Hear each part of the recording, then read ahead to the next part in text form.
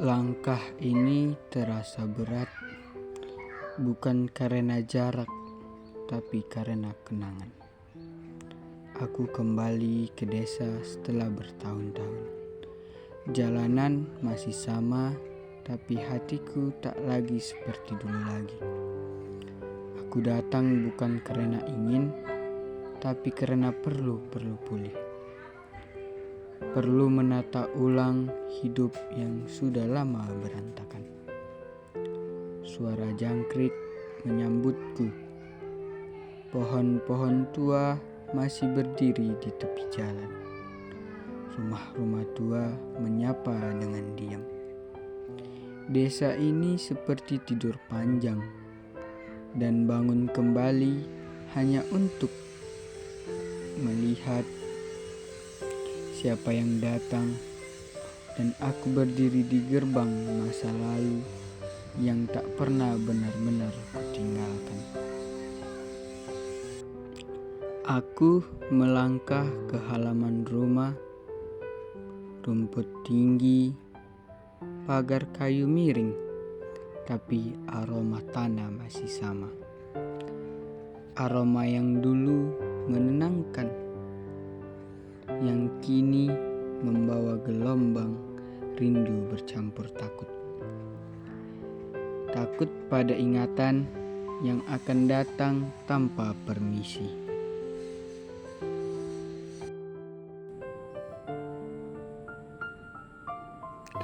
Ayah membuka pintu, matanya tajam tapi lelah. Kami saling tatap, diam.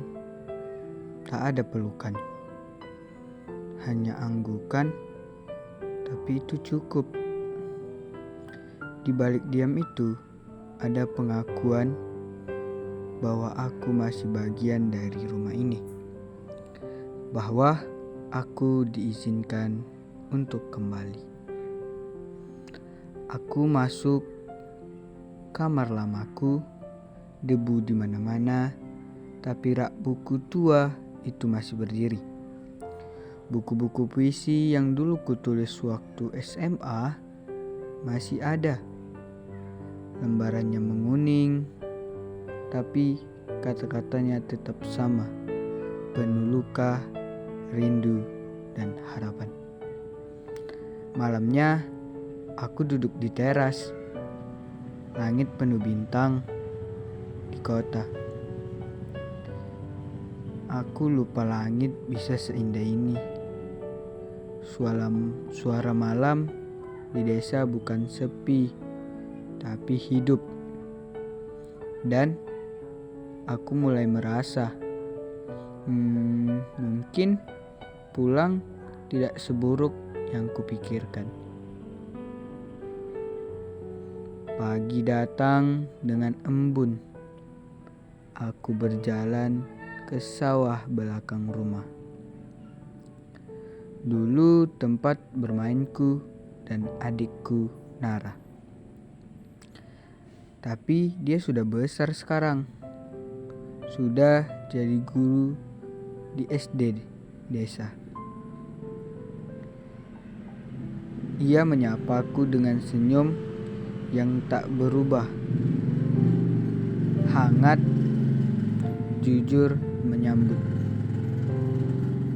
Kami sarapan bersama, ayah, aku, dan Nara.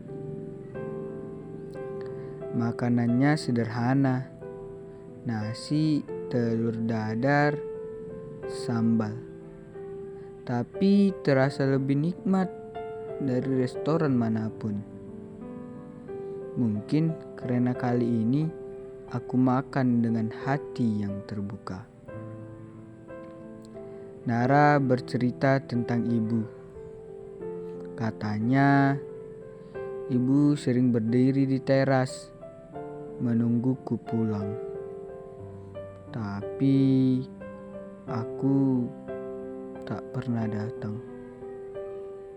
Dan saat ibu meninggal, ia masih menatap jalan seolah aku akan muncul. Aku menangis malam itu. bukan karena kehilangan, tapi karena menyesal. Aku pergi ke makam ibuku, membawa bunga kenanga.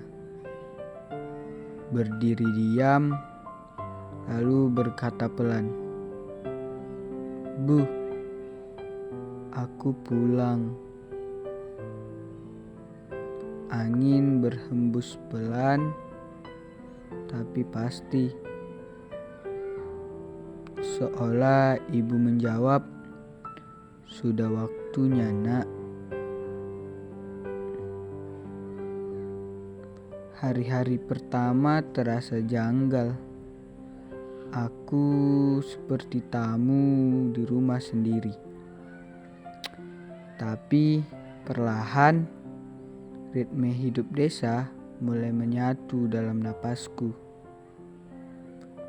Ayah masih memperbaiki kursi di bengkel kecilnya. Nara mengajar anak-anak yang dulu seumuranku. Dan aku mulai belajar diam. Setiap sore aku berjalan ke sungai kecil, sungai masa kecil kami. Airnya masih jernih, bebatuannya masih tajam di kaki. Aku duduk di atas batu besar, membaca puisi lama yang dulu aku anggap buruk. Tapi kini aku temukan kejujuran di balik kata-kata itu. Kejujuran yang tak kupunya lagi di kota.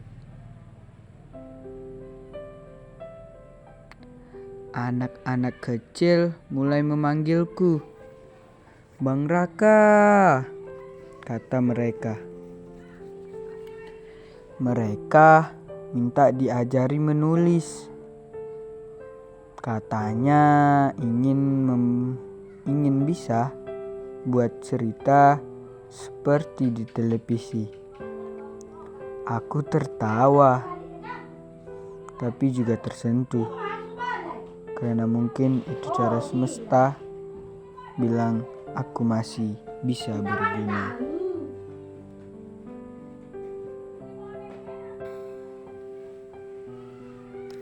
Aku ajari mereka menulis puisi sederhana tentang ayam, tentang pohon pisang, tentang bapak yang jualan di pasar.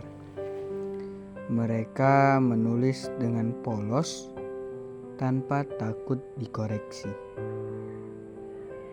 tanpa takut dianggap salah. Dan dari mereka aku belajar lagi bagaimana caranya jujur. Nara mengajakku mengunjungi rumah teman lama, Jody, teman SMA kami. Ia tak pernah keluar dari desa. Ia masih tinggal di rumah yang sama. Dengan senyum yang sama, katanya, "Dulu kukira kau gak bakal pulang, Rak." Dan aku hanya bisa tertunduk. Jody membawaku ke bukit kecil di ujung desa. Tempat kami dulu sering kabur dari sekolah. Pemandangannya masih sama, tapi kami sudah bukan anak-anak lagi. Kami duduk lama tanpa banyak bicara. Tapi dalam diam itu ada damai yang tak bisa kutemukan dimanapun. Di malam minggu, ada pertunjukan wayang di lapangan. Aku duduk di antara warga, makan jagung bakar, tertawa kecil, tak ada gemerlap. Tak ada cahaya sorotan, tapi semuanya terasa hangat. Seperti aku kembali ke nadi hidupku yang dulu terputus. Ayah menyuruhku membantu memperbaiki meja makan. Kami bekerja sama. Ia masih diam. Tapi saat tanganku salah memaku, ia hanya tertawa kecil. Dan di situ aku tahu ia mulai membuka diri lagi. Mungkin ini cara kami memperbaiki lebih dari sekedar meja. Aku mulai mencatat harian di buku kosong. Bukan untuk siapa-siapa, hanya untuk diriku sendiri. Untuk melihat perjalananku. Untuk tahu bahwa aku bisa berubah. Bahwa aku bukan kegagalan yang kubayangkan. Malam itu aku bermimpi tentang ibu. Ia duduk di teras, menyisir rambutku seperti dulu. Ia tak bicara, hanya menatapku dengan mata yang lembut. Saat aku bangun, aku menangis. Tapi bukan karena sedih, tapi karena merasa ditemani. Pagi ini aku melihat Nara mengikat rambutnya seperti ibu dulu. Gerakannya sama, pelan, rapi, penuh sabar. Seketika ingatanku melayang ke dapur. Tempat ibu selalu menyanyikan lagu-lagu lama sambil memasak. Rumah ini menyimpan lebih banyak kenangan daripada dindingnya. Aku duduk di ruang tengah, membuka album foto lama. Ada fotoku kecil bersama Nara dan ibu. Kami berdiri di depan rumah, tertawa lepas. Aku menyentuh gambar itu pelan. Rasanya seperti menyentuh waktu. Tapi waktu tak bisa disentuh. Ia hanya bisa dikenang. Jody membawaku ke rumah Pak Budi, guru bahasa Indonesia kami dulu. Ia sudah tua, tapi masih ingat puisi yang dulu kubacakan saat kelas 11. Kamu terlalu keras pada dirimu, Raka, katanya. Aku tersenyum pahit. Mungkin benar. Mungkin aku terlalu sering menyalahkan diri sendiri. Sore itu kami duduk bertiga di pinggir jalan, makan gorengan dan membahas masa SMA. Tawa kami lepas di tengah lalu lintas motor bebek yang jarang lewat. Tak ada yang istimewa, tapi entah kenapa hatiku terasa penuh, seperti ada bagian diriku yang selama ini hilang, kini kembali. Aku mulai menulis kembali puisi baru.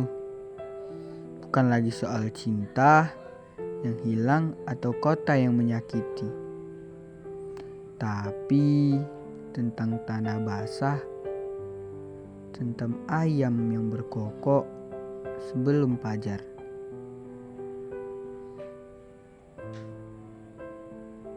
Tentang suara Nara memanggil ayah untuk sarapan. Puisiku kini bukan pelarian, tapi perayaan. Ayah masih belum banyak bicara, tapi ia mulai mengajakku minum teh setiap sore. Kami duduk di beranda, menatap langit yang berubah warna. Kadang ia bertanya hal-hal kecil, seperti gimana rasanya tinggal di kota. Aku menjawab dengan jujur, sepi.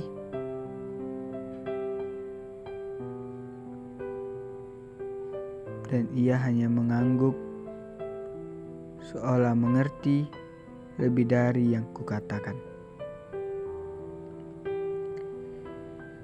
Di masjid dekat rumah, aku melihat banyak wajah-wajah lama.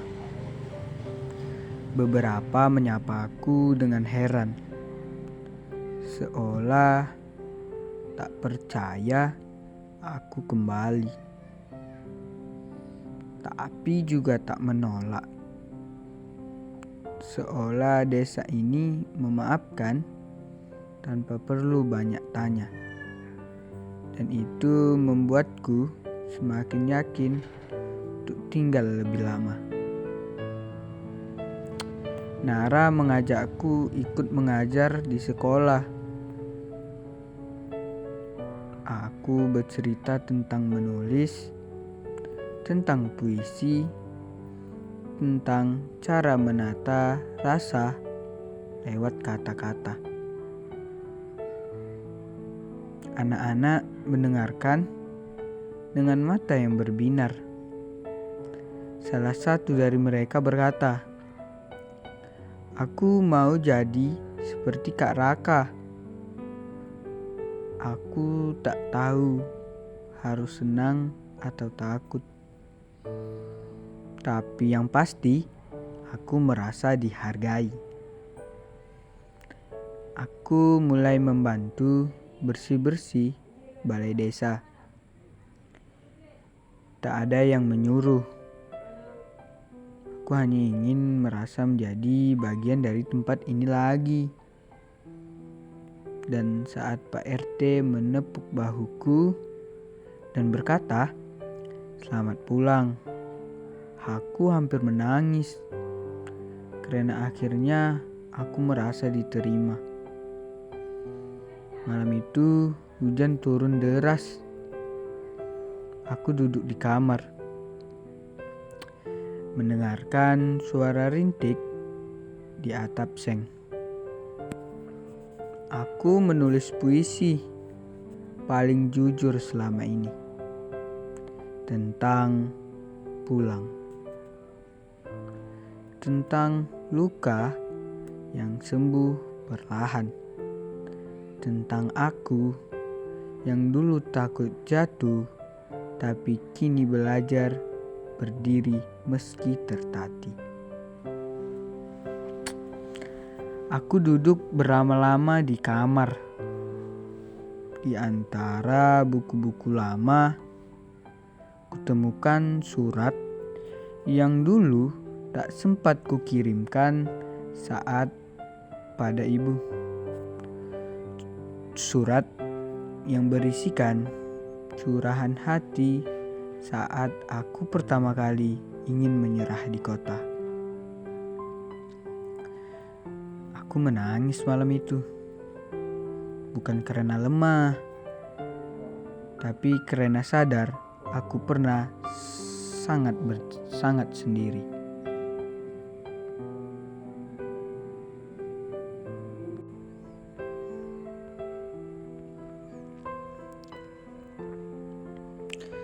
Suatu malam, aku dan ayah duduk di ruang depan tanpa lampu terang.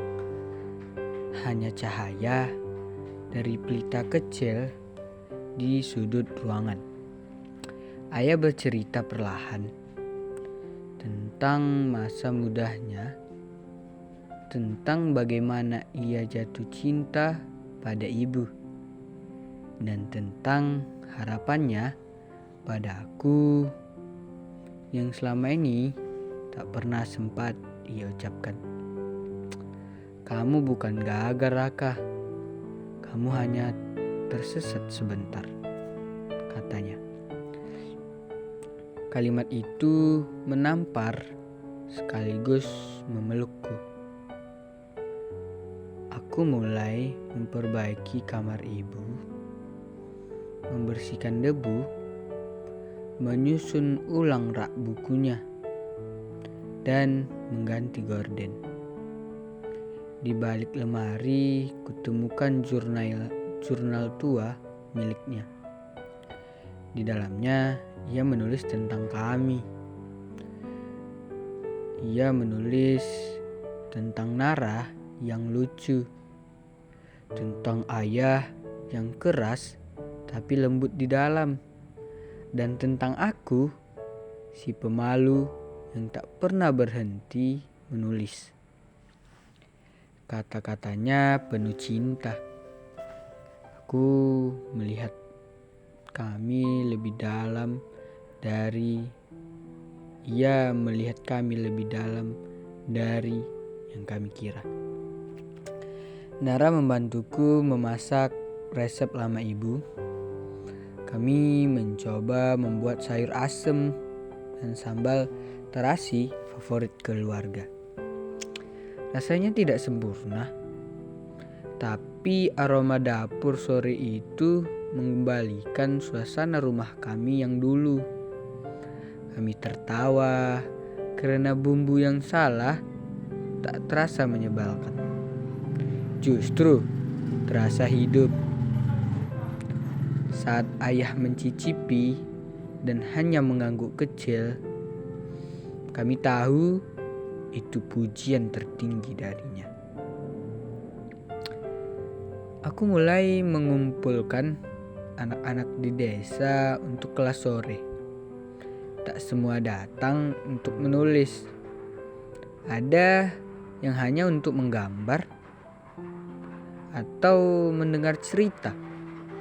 Tapi mereka datang dan aku menyambut mereka semua. Di dalam cerita-cerita kecil mereka, aku melihat dunia yang penuh harapan. Dunia yang tidak keras seperti di kota. Dunia di mana satu kata bisa membuat seseorang merasa dilihat dan dihargai. Di sela mengajar, aku menanam bibit mangga di belakang rumah. Tanahnya kering, tapi aku siram setiap pagi. Menanamnya bukan karena ingin panen, tapi karena aku ingin menunggu. Proses menunggu membuatku sabar, membuatku diam, mendengar suara angin, dan merasa cukup dengan waktu yang berjalan pelan. Bibit itu menjadi simbol harapanku yang tumbuh sedikit demi sedikit. Jody kadang datang malam-malam, membawa kopi dan gitar. Kami duduk di beranda, menyanyikan lagu lama, lagu masa kecil yang dulu sering kami nyanyikan di bukit. Suaranya serak, tapi hangat. Dan setiap kali nada itu mengalun, kenangan-kenangan itu bernyanyi. Aku tak lagi menolak masa lalu. Aku belajar menertawakannya, menerimanya, bahkan menyayanginya. dengan jujur. Aku membaca puisi di pasar malam desa, di hadapan ibu-ibu, bapak petani, dan anak-anak kecil yang tak bisa diam. Suaraku menggeletar, tapi mereka mendengar. Bahkan saat mereka tidak mengerti semua kata-kata indah yang kupakai, mereka menangkap rasa di baliknya. Dan saat seseorang berkata, "Tulis lagi Bang Raka," aku tahu menulis bukan lagi pelarian. Ini sudah menjadi bentuk pulangku. Ayah mulai sering batuk. Ia tak mengeluh, tapi aku tahu tubuhnya menua lebih cepat dari biasanya. Ia masih di bengkel, masih memperbaiki bangku, tapi kini lebih pelan. Dan aku mulai menyadari bahwa waktu bersamanya mungkin tidak banyak. Bukan itu yang membuatku sedih. Yang menyedihkan adalah dulu aku membiarkan waktu bersamanya lewat begitu saja. Kini aku tak mau mengulang itu. Kami duduk berdua di sore yang tenang. Ayah menatap langit lalu berkata, "Raka, rumah ini bukan cuma tempat tinggal. Ini tempat kita belajar menjadi manusia." Aku menunduk terdiam. Kata-katanya sederhana, tapi berat. Dalam keheningan itu, aku tahu perjalananku pulang belum selesai. Aku tak lagi takut melanjutkannya, karena kini aku tahu kemana arahku, kemana arah langkahku. Aku mulai berani membuka tulisan lamaku. Beberapa begitu menyakitkan untuk dibaca ulang. Tapi aku tak lagi takut. Justru dari sana aku melihat seberapa jauh aku telah berjalan. Aku bukan lagi pemuda yang marah dan kebingungan. Aku adalah seseorang yang sedang belajar menerima dirinya sendiri. Anak-anak mulai berani menulis cerita mereka sendiri. Ada yang menulis tentang ayam kesayangan yang hilang, tentang pohon yang ditebang, bahkan tentang mimpi sederhana menjadi seorang guru. Aku mengumpulkan tulisan mereka dalam buku kecil. Kami beri nama Cerita dari Tanah Kami. Buku itu meski sederhana menjadi harta yang paling berharga di kelas sore kami. Nara mengajakku ikut rapat di desa. Ia tahu aku dulu suka menghindar dari hal-hal semacam itu. Tapi kini aku akan datang. Diam-diam mendengarkan.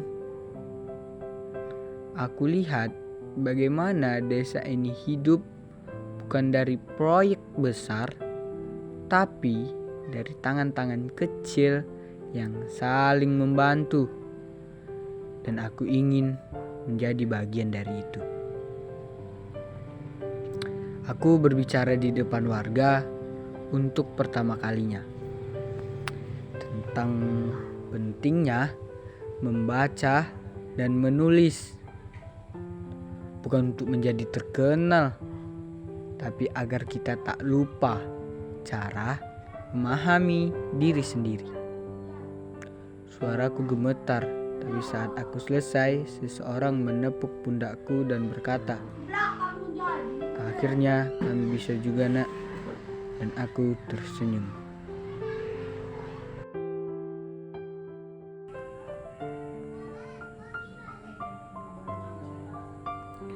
Sore itu, aku dan Jody berjalan ke bukit seperti dulu. Kami membawa kopi dan gitar. Ia menyanyikan lagu lama. Aku menuliskan bait-bait kecil di buku saku. Di puncak bukit, aku melihat rumahku dari kejauhan. Kecil, tua, tapi penuh cahaya. Dan dalam hatiku, aku tahu di sanalah tempatku. Kami mulai membuat rak buku keliling. Sepeda tua diubah jadi perpustakaan kecil. Kami keliling desa, membacakan cerita untuk anak-anak. Mereka tertawa mendengarkan, bahkan kadang ikut membaca dengan suara keras. Desa ini yang dulu kurasa terlalu kecil, kini menjadi dunia yang luas bagiku. Ayah terlihat lebih lelah dari biasanya, tapi ia tersenyum. Lebih sering ia melihat apa yang kami bangun. Dan dalam diamnya, aku tahu ia bangga. Rumah ini ramai lagi, katanya. Dan itu cukup untuk membuatku bertahan meski lelah. Karena ternyata yang kami cari bukan kemewahan, tapi keberadaan. Aku mulai mengirim tulisan-tulisanku ke media lokal. Beberapa dimuat, beberapa juga ditolak. Tapi aku tak lagi peduli pada hasil, karena prosesnya sendiri sudah membawaku jauh lebih dekat dengan diriku. Dan setiap kali melihat anak-anak tertawa membaca puisi, aku tahu aku sedang berada di jalan yang benar. Di suatu malam yang sunyi, aku duduk sendiri di beranda.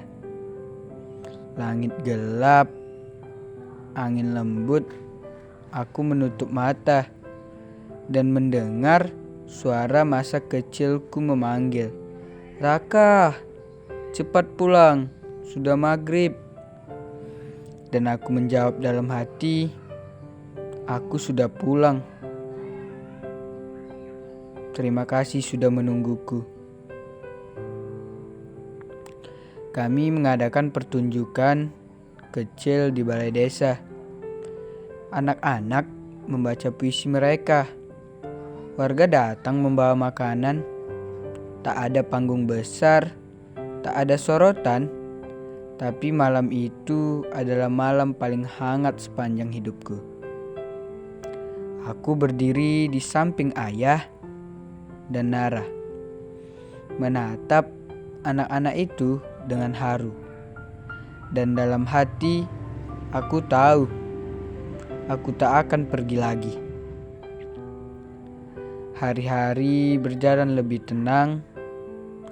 Rutinitas sederhana justru membuatku terasa lengkap. Setiap pagi, bangun dengan suara ayam, menyiram tanaman, lalu menulis sebelum mengajar anak-anak. Aku merasa punya tujuan, bukan yang besar, bukan yang glamor, tapi nyata dan tidak lebih dari cukup. Dan itu lebih dari cukup. Hari-hari berlalu cepat. Aku mulai terbiasa dengan ritme desa. Bangun pagi, mendengar ayam berkokok, membantu ayah sebisanya, dan mengajar anak-anak di sore hari. Kadang, aku masih merasa ragu. Apakah ini tempatku? Atau aku hanya singgah? Tapi tiap kali melihat wajah-wajah yang menyapaku hangat di setiap pagi, aku tahu ini bukan singgah. Ini adalah pulang yang sebenarnya. Aku mulai menulis dengan irama yang lebih dalam. Bukan lagi hanya tentang luka, tapi tentang penyembuhan, tentang harapan yang tumbuh perlahan. Puisi-puisiku mulai berisi tentang ketenangan, tentang sawah yang basah, anak-anak yang tertawa, dan teh hangat di sore hari itu. Aku tak lagi menulis untuk didengar orang kota. Aku menulis untuk jiwaku sendiri agar ia tetap hidup. Di pasar minggu, aku membuka lapak kecil, menjual buku-buku bekas, beberapa puisi cetakan sendiri, dan mengajak anak-anak menggambar. Orang-orang yang datang tak hanya untuk membeli, tapi untuk berbincang. Seorang bapak berkata, "Dulu saya ingin jadi penulis juga, tapi hidup membawa saya ke ladang." Aku menjawab, "Mungkin tulisan kita sedang tumbuh di tanah, Pak, bukan di kertas." Malam-malam jadi sangat paling sunyi dan paling indah. Aku duduk di meja, menulis sambil memutar lagu lama dari radio kota. Kadang aku mendengar suara kursi berderit, seolah-olah ibu masih duduk di sana. Aku tahu itu hanya bayangan, tapi tak merasa takut. Justru seperti diberi waktu sebentar untuk berbincang lagi dengannya, meski hanya dalam kenangan. Ayah mulai berbicara lebih banyak. Ia bercerita tentang masa mudanya, tentang perjuangannya membangun rumah ini dari uang hasil menjual lemari, tentang bagaimana ibu selalu percaya padanya meski hidup sulit. Kalau tidak ada ibu, mungkin rumah ini gak akan jadi, katanya. Dan aku tahu itu bukan soal bangunan. Itu tentang pondasi cinta yang dibangun pelan tapi kuat selamanya. Sore itu langit merah keemasan. Aku berdiri di bawah pohon mangga, melihat burung pulang ke sarang. Aku sadar hidup bukan soal siapa yang lebih cepat, lebih kaya, atau lebih terkenal. Hidup adalah tentang siapa yang berani pulang, yang mau menyembuhkan, yang berani memulai lagi dari apapun yang tersisa, dan aku sudah memulainya. Nara dan suaminya sering datang makan malam. Kami bercanda, bernyanyi, dan tertawa seperti dahulu. Rumah yang dulu sunyi kini kembali hidup, dan aku merasa rumah ini tidak hanya menampung tubuh, tapi juga menampung jiwa-jiwa yang saling menyembuhkan. Kadang hanya diam, duduk bersama, tapi dalam diam itu ada cinta yang begitu nyata. Cinta yang tak perlu banyak kata dan tingkah apa-apa. Pagi itu aku bangun lebih awal dari biasanya. Udara dingin menyentuh kulit dan aroma embun menguar dari tanah basah. Aku berjalan ke kebun belakang, melihat tunas pohon mangga yang kutanam tumbuh pelan. Tapi pasti, seperti diriku, pelan-pelan tumbuh, kembali menjadi seorang yang utuh. Meski retak-retak lama, belum sepenuhnya hilang. Tapi aku belajar, tak perlu utuh untuk bisa merasa cukup. Aku menulis surat terakhir untuk ibu. Bukan untuk dikirim, tapi untuk kubaca di makamnya. Aku menulis, "Bu, aku baik-baik saja. Rumah ini masih berdiri. Nara bahagia. Ayah tersenyum. Dan aku akhirnya tahu bahwa pulang bukan kelemahan, tapi keberanian." Aku letakkan surat itu di antara bunga kenanga, lalu menatap langit untuk pertama kalinya. Aku tidak lagi merasa kehilangan. Aku merasa penuh. Aku membuka kelas terbuka di halaman rumah.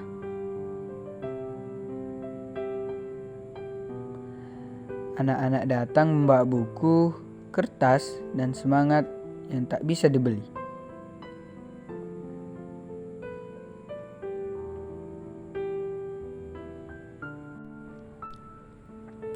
Aku membuka kelas terbuka di halaman rumah. Anak-anak datang membawa buku, kertas, dan semangat yang tak bisa dibeli.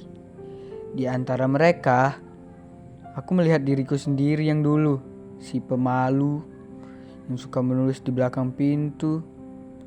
Kini, aku bisa memeluk persi kecilku itu. Aku tak ingin ia tumbuh dalam ketakutan.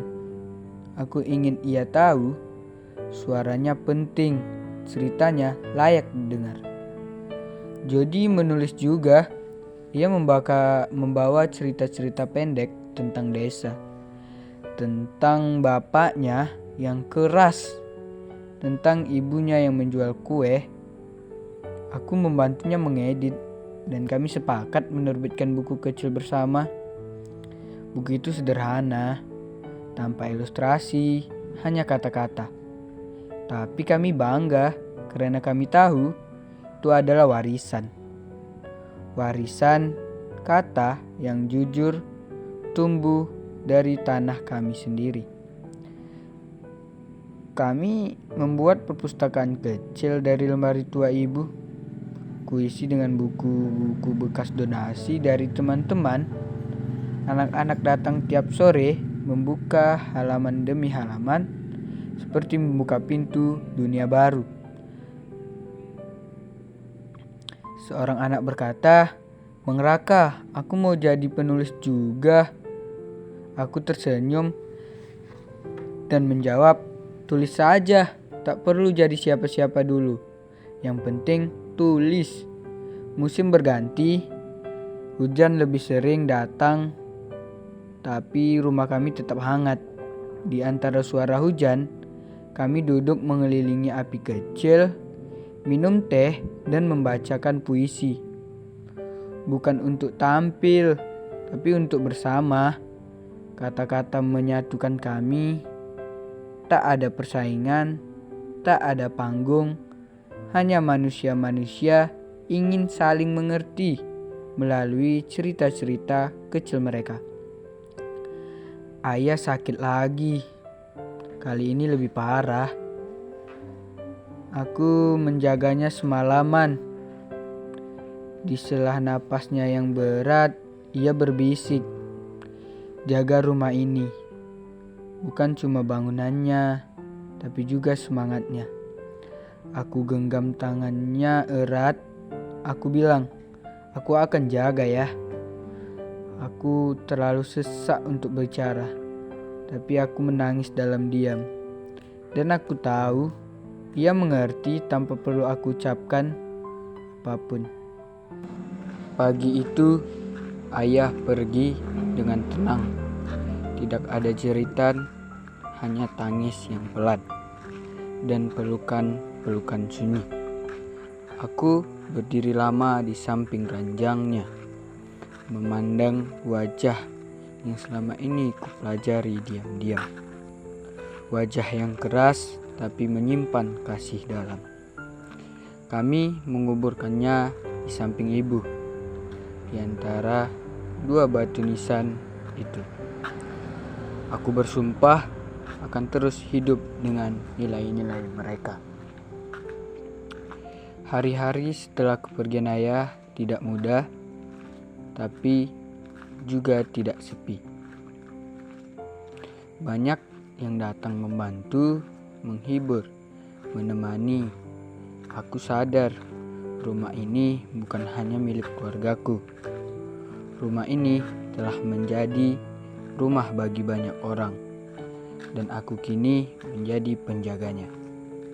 Penjaga keheningan, penjaga puisi, penjaga kasih yang diwariskan lewat kayu, tanah, dan kata. Di beranda rumah, aku duduk seorang diri, membaca surat lama dari ibu, lalu surat terakhir dari ayah. Keduanya berbeda nada, tapi sama-sama menenangkan.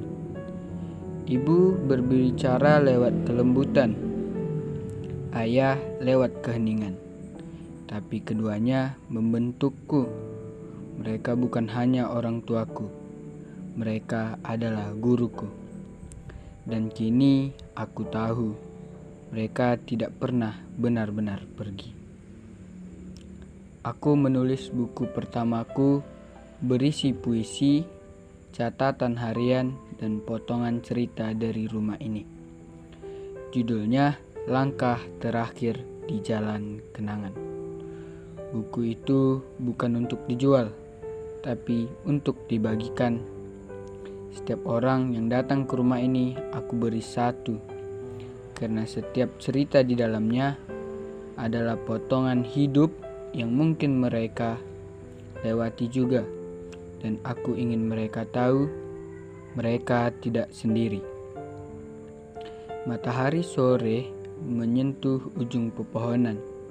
Aku berdiri di depan rumah, memejamkan mata, menarik napas panjang di dalam diriku. Tidak ada lagi amarah, tidak ada lagi penyesalan, hanya ketenangan. Aku sudah pulang, sudah berdamai, dan sudah memilih untuk tinggal di sini, di antara kenangan, cinta, dan kata-kata yang akan terus kutulis, karena selamanya aku adalah bagian dari rumah ini. Pagi hari setelah hujan semalam, aroma tanah menguar dari halaman belakang. Aku berdiri di sana melihat tunas mangga tumbuh semakin tinggi, tumbuh perlahan tapi kuat, seperti hidup yang tak lagi kutakuti. Anak-anak datang lebih awal hari ini. Mereka duduk di tikar yang digelar Nara di bawah pohon jambu. Hari ini kami belajar menulis surat untuk diri sendiri di masa depan. Beberapa tawa, beberapa serius, tapi semua menulis. Jody membawa berita baik. Naskah kami akan dibaca di radio lokal. Ia tertawa sambil menunjukkan pesan dari penyiar. Aku peluk dia erat. Siapa sangka dua anak kampung bisa membuat cerita mereka terdengar lebih jauh dari suara ayam tetangga. Malam datang, di beranda aku, Nara, dan Jody membaca surat-surat lama ibu. Ada tawa, ada tangis, ada jeda yang panjang. Tapi tak ada penyesalan, karena kami dicintai sepenuh hati. Besok kami akan mengadakan pameran kecil di balai desa. Anak-anak menyiapkan cerita, puisi, dan gambar mereka. Aku membantu mendekorasi, tak mewah, tapi penuh cinta. Aku belajar bahwa keindahan bukan soal kemewahan, tapi ketulusan. Di malam sebelum pameran, aku berjalan sendiri ke tepi sawah. Gelap, sepi, hanya suara katak dan angin. Tapi di sanalah aku merasa paling utuh, paling dekat dengan masa kecilku, dengan mimpi yang dulu tertinggal di lumpur sawah. Pameran berjalan lancar, anak-anak tampil penuh percaya diri, warga datang ramai, bahkan Pak Kepala Desa menyumbang puisinya. Aku tertawa, terharu, dan tahu ini bukan sekedar acara. Ini perayaan semangat kecil yang akhirnya bersuara. Seusai pameran, aku duduk bersama anak-anak. Mereka bertanya, "Apa cita-cita abang sekarang?" Aku jawab, menjadi penjaga cerita. Mereka tertawa, tapi aku serius. Karena cerita bisa menyembuhkan, bisa menghidupkan, bisa menumbuhkan harapan. Dan malam itu, di bawah langit penuh bintang, aku menulis catatan terakhir di bukuan harian ibu. Aku tulis, "Bu, aku tak pergi jauh. Aku hanya butuh waktu untuk tahu bahwa pulang bukan tempat, tapi keputusan." Dan malam itu aku tidur dengan damai. Besoknya kami menerima undangan untuk tampil di kota. Anak-anak bersorak, aku ragu, tapi Nara menyemangatiku. Biar orang kota tahu desa kita punya cerita. Dan aku tahu ini bukan soal popularitas. Ini tentang menyebarkan cahaya kecil yang telah kami nyalakan. Kami naik truk terbuka, membawa buku, poster, dan senyum. Sepanjang perjalanan, aku lihat sawah, sungai, dan langit yang dulu kutinggalkan. Kini semua terasa indah, karena aku melihatnya dengan mata yang sudah damai. Di kota, kami tampil di Taman Budaya. Anak-anak membacakan cerita dengan percaya diri. Orang-orang bertepuk tangan, ada yang menangis. Aku berdiri di belakang mereka, menatap dengan bangga. Aku tahu kami tak sekedar tampil, kami pulang membawa cerita. Setelah acara, wartawan bertanya, "Apa yang membuatmu kembali?" Aku jawab, "Karena yang aku cari ternyata tak pernah pergi, hanya tersembunyi di balik kenangan. Dan itu kutulis di buku kecil yang kubawa kemanapun aku pergi." Kami pulang dengan peluh dan tawa. Anak-anak tertidur di pundakku. Jody mengemudi. Nara memotret momen di jalan pulang itu. Aku tahu hidup bukan soal pencapaian besar, tapi tentang siapa yang kau ajak berjalan bersamamu. Beberapa bulan berlalu, rumah kami kini jadi tempat belajar. Warga datang tak hanya untuk baca, tapi juga berbagi.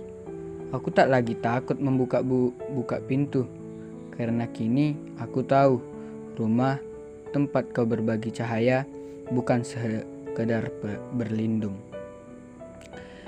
Nara hamil, kami rayakan sederhana di tengah tawa dan doa. Aku berpikir hidup tak berhenti saat seseorang pergi, justru dimulai lagi saat yang baru datang. Dan anak lahir nanti kutitipkan padanya sebuah cerita ini. Aku menulis buku kedua, isinya tentang cinta yang tumbuh pelan, tentang luka yang dibasuh air hujan, dan tentang aku yang tak lagi lari. Buku itu kuberi judul Tempat Aku Memilih Diam, karena disinilah aku menemukan suara asliku. Ayam berkokok, fajar datang, aku membuka jendela, melihat pagi yang tak lagi dingin, karena kini aku tak sendirian. Aku tidak asing, aku adalah bagian dari rumah ini, dari tanah ini dan cerita ini. Dan hidup baruku, aku duduk di beranda, menatap matahari naik perlahan. Aku berkata, "Terima kasih, waktu. Kau telah mengajariku arti pulang dan kini aku tak akan pergi lagi. Suasana desa masih terasa tenang seperti biasanya. Tapi dalam diriku ada semangat baru. Aku mulai menerima undangan dari sekolah-sekolah di desa sekitar. Anak-anak menyambut kami dengan senyum dan tepuk tangan. Mereka tertawa mendengar cerita kami dan mata mereka berkaca-kaca saat puisi dibacakan. Aku sadar cerita yang kami bawa bukan hanya milik kami. Ini adalah suara mereka juga. Aku mulai membangun jaringan pustaka desa. Dengan bantuan warga, kami mengumpulkan buku-buku lama, majalah berkas, dan alat tulis. Kami menyulap pos ronda, lumbung tua, bahkan gubuk bambu menjadi ruang baca. Setiap tempat jadi sumber cahaya baru untuk anak-anak desa. Aku duduk di tepi sungai bersama Jody. Kami bercerita tentang mimpi masa kecil yang akhirnya jadi kenyataan. Ia berkata, "Kita memang tak pernah benar-benar pergi dari sini ya." Aku mengangguk. Desa ini bukan hanya tanah kelahiran, ia rumah yang selalu menunggu kita pulang. Kami menggelar festival kecil. Anak-anak menampilkan drama, membaca puisi, dan menyanyi lagu daerah. Warga datang membawa makanan, kursi plastik, dan semangat. Aku melihat Nara berdiri di antara kerumunan. Mereka semuanya dengan mata-mata berkaca. Jody menikah. Aku diminta menjadi saksi saat ia berdiri di pelaminan. Ia menggenggam tanganku dan berbisik, "Terima kasih Raka, karena kau tak pernah menyerah pada desa ini." Aku hanya bisa tersenyum dan menjawab, "Kita semua bagian dari cerita ini, Jod." Aku menulis surat untuk diriku sendiri 10 tahun lalu. "Jangan takut pulang," kutulis di rumah. "Kamu akan temukan versi terbaik dirimu." Surat ini kusimpan di bawah bantal untuk kubaca saat ragu datang kembali. Aku duduk di beranda saat langit mulai menguning. Nara duduk di sampingku, perutnya mulai membesar. Kami bicara tentang nama untuk anak kami. Apapun namanya, kataku, aku ingin ia tumbuh, cintai tanah ini seperti kita. Nara mengangguk dan dunia terasa utuh. Kami merayakan ulang tahun pertama perpustakaan desa. Anak-anak menampilkan puisi, warga membawa tumpeng, bahkan kepala desa ikut membaca pantun. Semua tertawa, semua bernyanyi di hari itu. Aku tahu desa ini tak lagi sepi, ia penuh cahaya dan cerita. Hujan turun saat kami menggelar kelas di beranda. Tapi tak ada yang pulang. Anak-anak tetap menulis sambil tertawa. Di tengah hujan, aku berlari, membaca puisi tentang rumah. Mereka bertepuk tangan dan aku tidak bisa menyembunyikan air mata. Aku menerima undangan dari kota untuk berbicara tentang literasi desa. Aku hampir menolak. Tapi Jody berkata, orang kota perlu tahu bahwa kita punya suara. Dan aku pun pergi, bukan untuk mencari nama, tapi untuk membawa nama desa kami lebih jauh. Di atas panggung kecil di kota, aku membaca puisi tentang ibu, tentang ayah, tentang tanah kelak melak, tentang tanah yang melahirkan harapan. Orang-orang menangis. Dan beberapa datang menghampiri bertanya, "Bisakah kami berkunjung ke desamu?" Aku hanya tersenyum dan berkata, "Kami menunggu kalian dengan cerita." Aku kembali dari kota membawa tumpukan buku sumbangan. Anak-anak menyambut seperti menyambut pahlawan. Tapi bagiku, mereka yang jadi pahlawan karena mereka terus membaca, terus menulis, terus bermimpi. Nara melahirkan anak perempuan. Kami beri nama dia Mentari, karena ia datang saat pagi terasa baru. Aku menatap wajah kecilnya dan berjanji dalam hati, kamu akan tumbuh di tanah penuh cinta. Aku menulis puisi untuk Mentari, kau adalah cahaya yang tak pernah padam, tumbuh di tanah cerita, mengakar dalam doa dan harapan. Puisi itu kutulis di dinding rumah, agar tak pernah terlupa. Kami buat taman kecil di belakang rumah, bunga warna-warni tumbuh, buku gantung di pohon dan di tengahnya bangku tua tempat anak-anak bisa membaca. Taman itu kami sebut kebun cerita. Sore itu aku duduk bersama Jody, Nara, dan anak-anak di taman. Kami membaca cerita Mentari dengan suara keras, suara tertawa. Semua diam saat bagian haru. Aku berkata pelan, ini adalah rumah, ini adalah pulang. Aku menulis satu kalimat terakhir di buku harian ibu. Ibu, aku sudah jadi penjaga cerita, seperti yang ibu harapkan, dan kini cerita kami akan terus hidup. Lalu kututup bukuku dengan kupeluk erat. Desa mulai banyak pengunjung, mahasiswa, relawan, penulis. Mereka datang belajar dari anak-anak desa. Aku membantu mereka tinggal bersama warga, mencicipi hidup perlahan, dan mengenal arti kata cukup.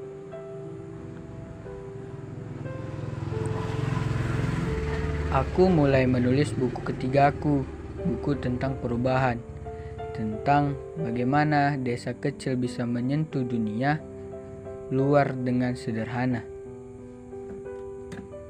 Buku itu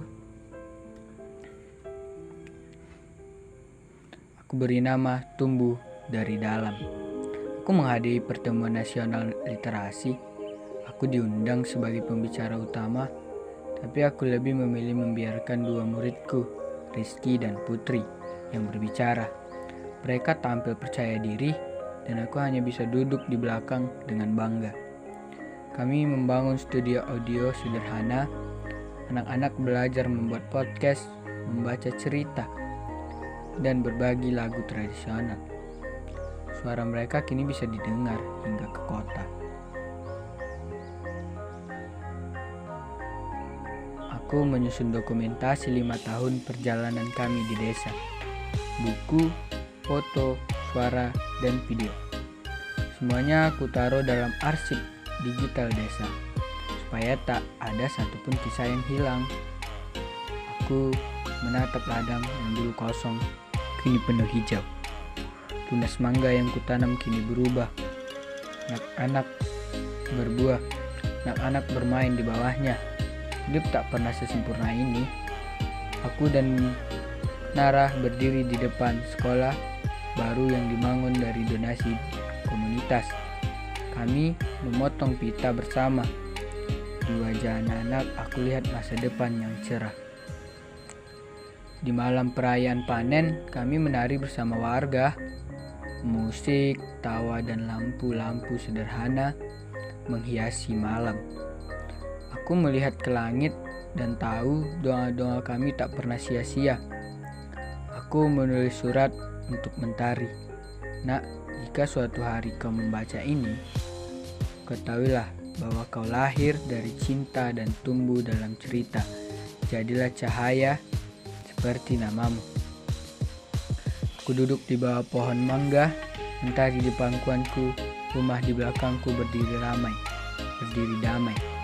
Anak-anak tertawa di kejauhan untuk menatap langit dan berbisik, terima kasih waktu, aku telah pulang, dan kali ini aku tinggal.